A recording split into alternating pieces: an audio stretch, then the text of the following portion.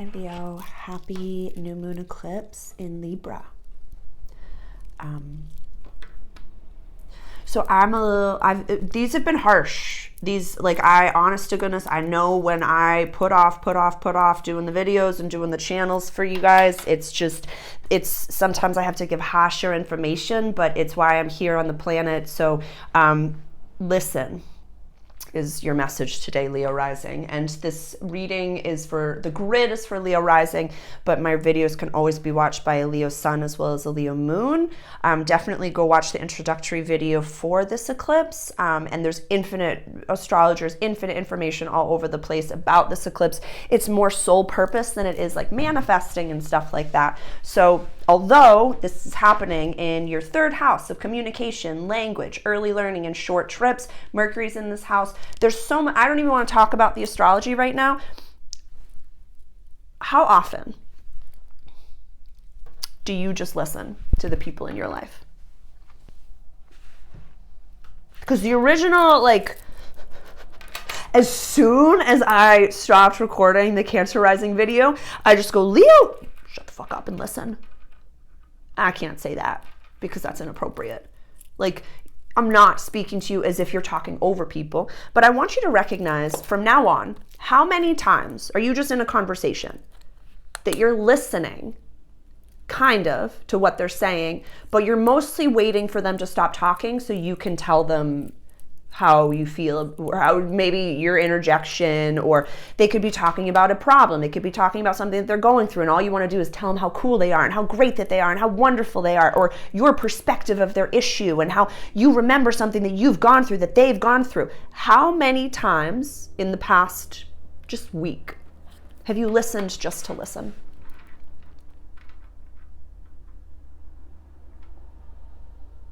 I'm not coming at you. I love you enough to say this to you.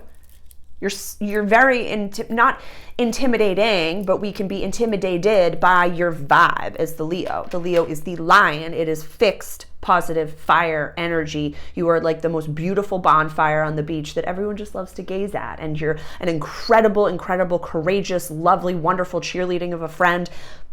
But bite your tongue and stop that. And just listen to their story. So you can hold space and view that beautiful consciousness that's in front of you, Leo. So I know for a lot of you, you probably had parents that just let you be yourselves. And we're just like, no, let them roar, let them do whatever they want, let them say whatever they want. So there's a little bit of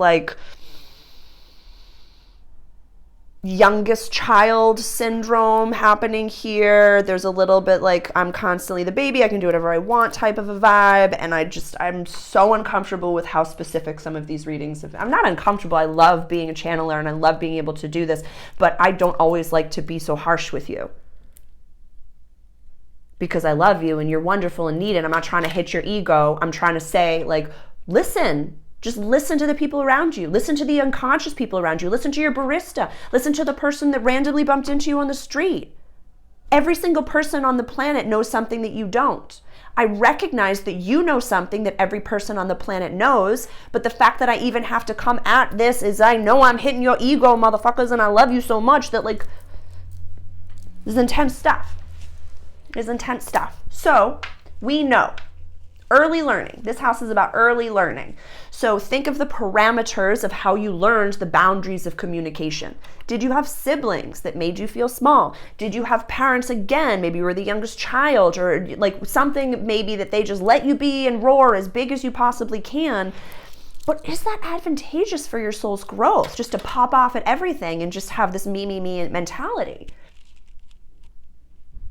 As we step into unity consciousness, and this is something that a channeler, Ann Tucker, speaks so eloquently of. I've really loved, she channels from the angelic realm, and she spoke a few weeks ago, or maybe it was last week, about how yes, we're going into this unity consciousness, but staying in an individual space and having our I am statements are really important.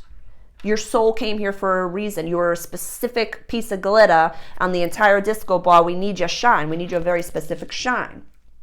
But if we know, Mom and Dad let me pop off all over the place in an unhinged manner, maybe that's not how I should be acting. I'm never going to should you. I'm just saying, like, maybe that's something that you can outgrow. Maybe that's something that you can outgrow. Yeah, because we have the South Node in your house of communication. So we're releasing all of these old things so that we can come into our bigger sovereignty. Yeah, the North Node is in your Jupiter run house of quest, adventure, long distance travel, and higher education. So like, if you're still acting like baby, the universe is going to treat you like baby. If you start acting like a grown-up, that's when you shoot for the stars. And that's when you're given your opportunities. Venus is in your house of money. Like, the universe is trying to bless you. The universe is really trying to bless you. You are shining up here with Jupiter in your 10th house of legacy, public life, and career. These planets are still retrograde. Jupiter will go direct on December 30th, I want to say, like right before New Year's Eve. So like, I know that I always say, what's meant for you will find you. It will find you, without question.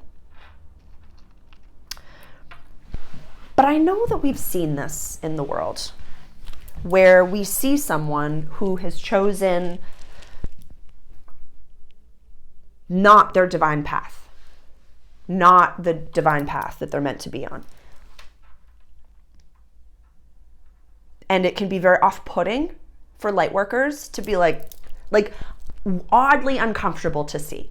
Oddly, very specifically, it's like screeching on your ears. It's very odd to see and to hear it, to be around it. Very, very, and it's as easy as breathing. It's as easy as breathing. It's as easy, like there's so many timelines. They're convoluted. They're all over the place. So it's like you can step off your most authentic timeline without even thinking of it by repeating old patterns from childhood. I'm not going to say STFU. I'm going to just say listen. Just listen. Go monk. Just listen. And if someone wants your opinion, they will ask you for it. They will ask you. I don't know if any of you know human design, but I'll leave you with this. So I'm a projector in human design, which is basically I have my aura is penetrating.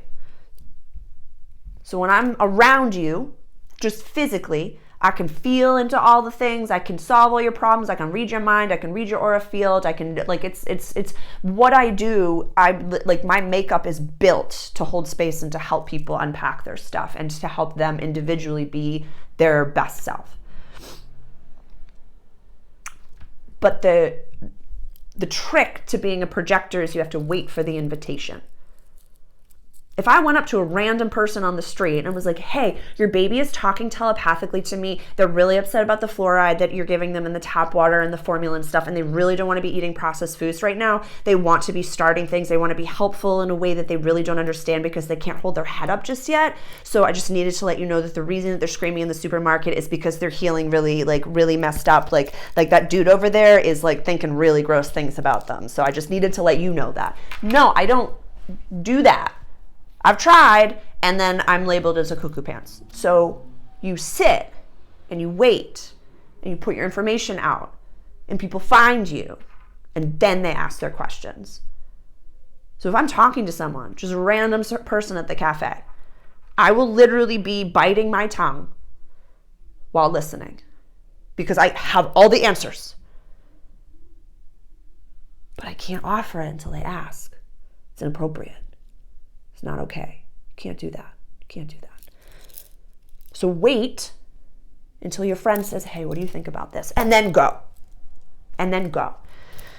But learning healthy communication, because that full moon that's coming up in 2 weeks, the eclipse is literally, I think it's like at 6-something degrees of Taurus, so it's right in your public house. So you're going to be on stage regardless. Do you want to be a crying baby at the grocery store who's upset because they can't get the chocolate bar and nobody's listening to them? Or are we going to learn new communication tools The first one just being listening. That's a part of the give and take of communication. One person's talking, the other person's listening. Even give yourself some fidget spinners and like have it be like the pretend, like backwards version of a talking stick. So when they're talking, just be like, okay, so I have the silent talking stick, so I'm not allowed to talk. And I'm just gonna hold this and I'm just gonna do this because I just want to tell them all the answers, but you can't. You're growing up, Leo. I'm so proud of you. Ciao, darling. Good luck out there. Just listen. Maybe you'll start to hear your downloads and your messages from God.